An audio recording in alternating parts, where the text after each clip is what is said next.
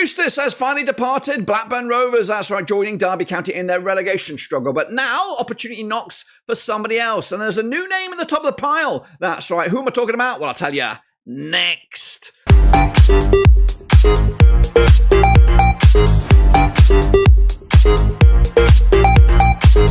That's right, folks, back once again with another video. Today we're going to take a look at the latest changes, or the bit of a movement in the old booking odds. That's right, the betting odds for the next Blackburn Rovers. Who am I talking about? Well, I'll tell you in just a second. If you knew where you've been, hit the old subscribe. You one-stop shop for Blackburn Rovers, World Football, Championship, new managers. We got it all here under one Roverseas. That's right, Gary O'Neill.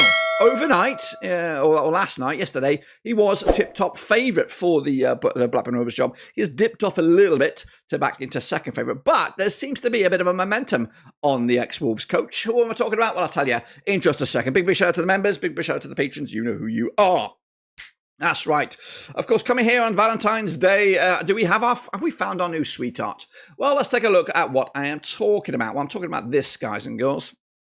This is the latest situation in the managerial odds in the bookies, of course. Four markets are open. They've all got identical odds. And the other day I did drop a video on Lee Carsley. He was outright favoured, of course, even heavily fancied. It was like 6 to 4 on or something crazy. So he was heavily backed.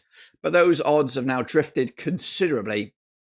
And Gary O'Neill is level pegging with him now at 4 to 1. But there seems to be is a name that's just not going away. That's right. Of course, a journalist, Alan Nixon, did post a tweet. I would get it out. I'm not going to get it out, but it's out there. You can find it yourselves. About the names. You know, Gary O'Neill was the only British manager of interest for Blackburn Rovers. And then he did another tweet. Or a post or something. And he also added Richie Wellens to the mix. So now today's video is not about Richie Wellens. It's about Gary O'Neill, the name that just doesn't go away. And I want to know a little bit more about him, and I want to know what he could offer should he be chosen as Blackburn Rovers gaffer. So that's what today's video is about. I want to remind you about who Gary O'Neill is. So here he is. Of course, we did a video of the 4 candidates initially posted, and this was the fella right here, right now. He is 41 years of age. He is English. He spells O'Neill very weird, N-I-E-L, single L. He does have a points per match ratio of just the 1.1 points per match, and his record is on the screen right there. I'm going to blow up that record just a little bit with these numbers. Now, this is, of course, his tenure as a caretaker and, of course, as official manager of Bournemouth and Wolves. The graphic I was really looking for is the season-by-season breakdown of those. I don't have that to hand, but this is what we got. So in the caretaker role, he managed 12 times, winning 4 times and losing 4 times. And initially, when this name came out, I was a little bit meh. I wasn't blown away by the caliber of Gary O'Neill, but I think he falls into a sort of his own category of best of the rest sort of thing.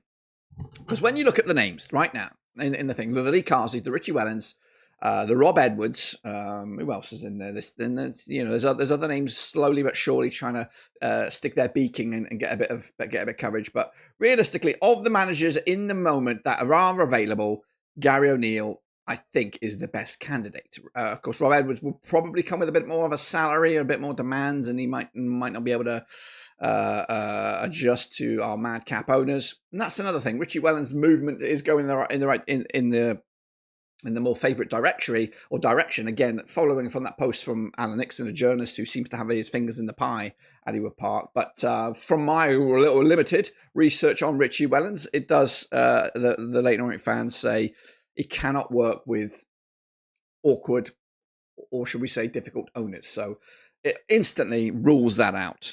Of course, Richie Wellens could make that move. He has got managerial pedigree and he's been at a few other clubs, but realistically, he's only had some success at Swindon and now at Leyton Orient.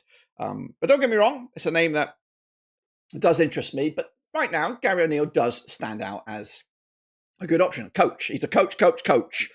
And hopefully he might be chosen. I'm not saying he's my choice. He's not my choice, but I am there to be persuaded.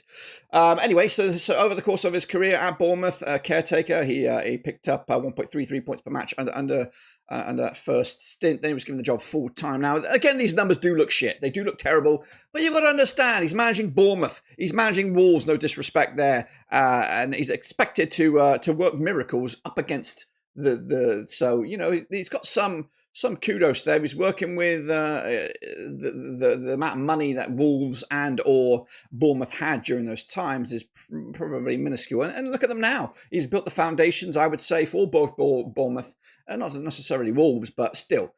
So he's done wonders working with minimal resources there. Can he do it in the Championship up against some heavyweights in this division? Again, taking over full time, 25 matches.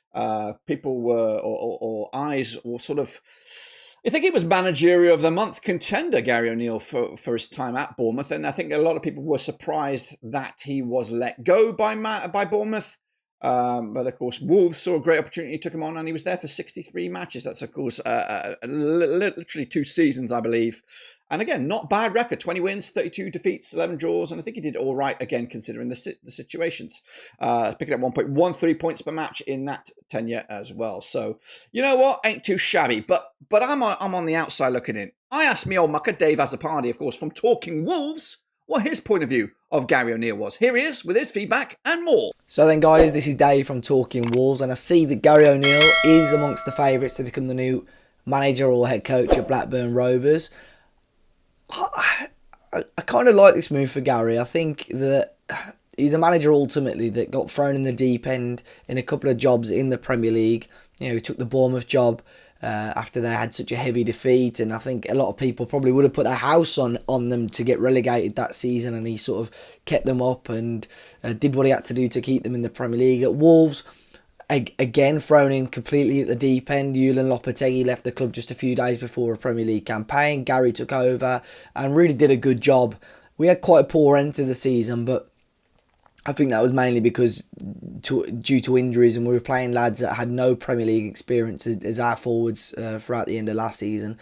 This season, it was the first real big test, in my opinion, for Gary O'Neill's managerial career because, he had a full pre-season. He was, he had a big bumper new contract at Wolves. He was backed, and for whatever reason, it just didn't quite go to plan. I think the issue with Gary was that he couldn't stick with a team. And tactics, he kept switching up. So for me, one of the negatives was him not really having any consistency or sticking with his actions or sticking to his guns in regards to the selections that he was making. I genuinely think Gary O'Neill is a very talented coach, and I think this is a good level for him because I think Blackburn have got a strong enough squad, and they've shown it under Eustace and under the caretaker manager this week. They've got a strong enough squad that they can compete towards the top end of the table. Now, Gary O'Neill, in his two managerial tenure so far at Bournemouth and Wolves, has not been coaching a team that has been at the top end of a table. So I think if Blackburn fans were so precious and they had to hit the playoffs this season, Gary O'Neill may not be a risk worth taking. But I think it's a gamble worth pursuing because I think if Gary takes over, I think he's a talented coach, and I think he could genuinely get some noise out of this Blackburn squad, and it is a bit of a gamble, but I think it's, if you can agree terms with him, I think it's a really positive move for Gary because I think this is a great level for him to test himself at, and for Blackburn Rovers, because I think long term, 12 months ago, this guy was being spoken about as a potential as the New England manager. He started off really well. He was doing extremely well. He tried to at times get Wolves playing some attractive football. I don't think many Wolves fans will think positively of Gary O'Neill, but I think that will be purely recency bias with how poorly he finished at the club.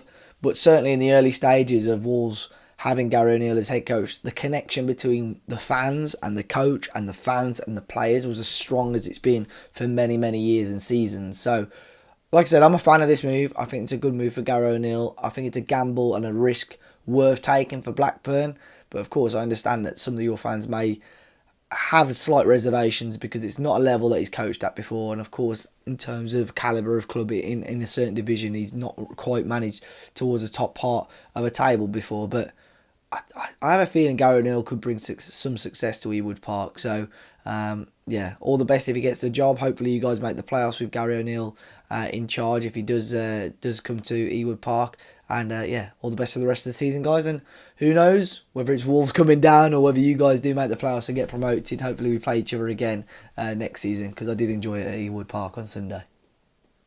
Appreciate that, Dave. Thank you very much for giving up a bit of your time for the channel and talking about all things Gary O'Neill. So, I also dropped a poll on the old Twitter sphere pretty soon after John Eustace was in that mixer, and this was the results of that poll. I put Gary O'Neill's name in there. A good 1,213 of you voted, and as you can see, it's Gary O'Neill coming out top. Out those four sort of names that were just there about. I don't know where all that Ryan Lowe support came from, but pretty damning that is. So Gary O'Neill outright fancied by the Blackburn Rovers faithful there. So he's a name that's not going away, and I think he will still be there or thereabouts as well. I don't anticipate a decision to be made now. Of course, we are Friday here.